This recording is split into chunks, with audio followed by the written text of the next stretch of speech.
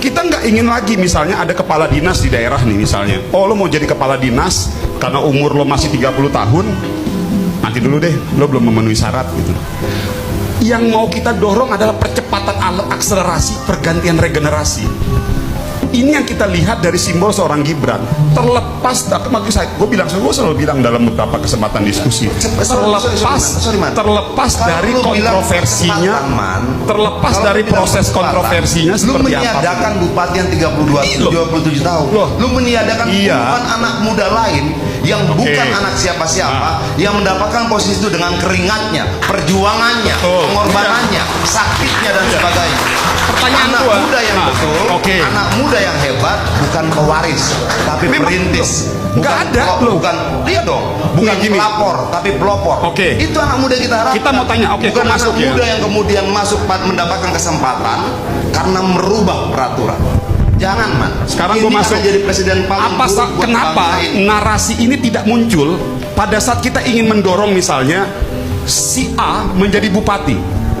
Kenapa narasi umur ini muncul pada saat ada seorang Gibran? Padahal kalau kita bicara politik dinasti, PDIP juga melakukan politik dinasti, Golkar juga melakukan politik dinasti, Nasdem juga melakukan politik dinasti, Demokrat juga melakukan politik dinasti. Hampir tidak ada partai manapun di Republik Indonesia ini tidak melakukan politik dinasti.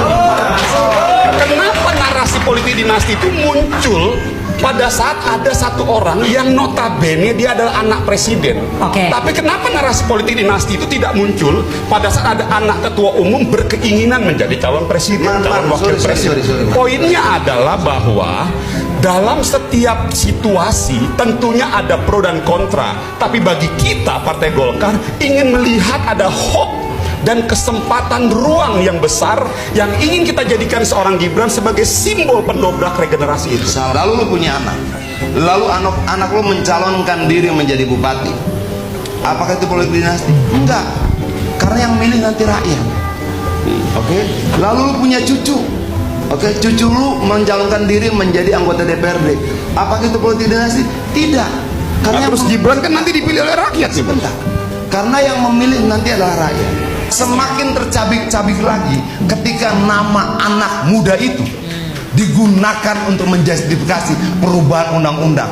Semakin tercabik-cabik lagi karena puluhan anak muda lain yang berkeringat, berkorban, berdarah, terluka, itu dianggap tidak ada. Begini, yang 27 tahun bupati yang bergerilya setiap hari meyakinkan banyak orang, teman-teman pemuda lain yang menjadi bupati dan sebagainya, tidak ada. Keringat itu tidak dihargai. Itu problem buat bangsa. Begini, yang harus perubahan ya. Adalah mereka yang berkorban dan berkeringat. Jadi kesimpulan, bukan karena bapaknya, man. Kesimpulan bahwa hak proses perubahan undang-undang itu mencabik-cabik hati rakyat itu belum bisa disimpulkan bagi seorang Gibran. Karena yang menjadi kepala daerah umur 27 tahun, 30 tahun itu sudah berjalan.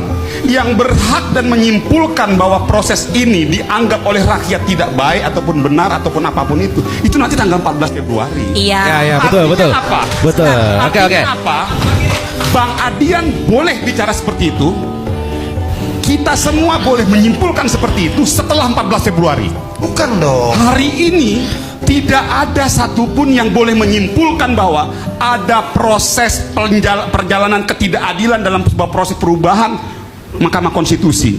Yang berhak menyimpulkan itu adalah tanggal 14 Februari. Pertanyaannya 250 juta rakyat Indonesia. Nah, nanti saya mau masuk. Oke, tahan dulu, Bang.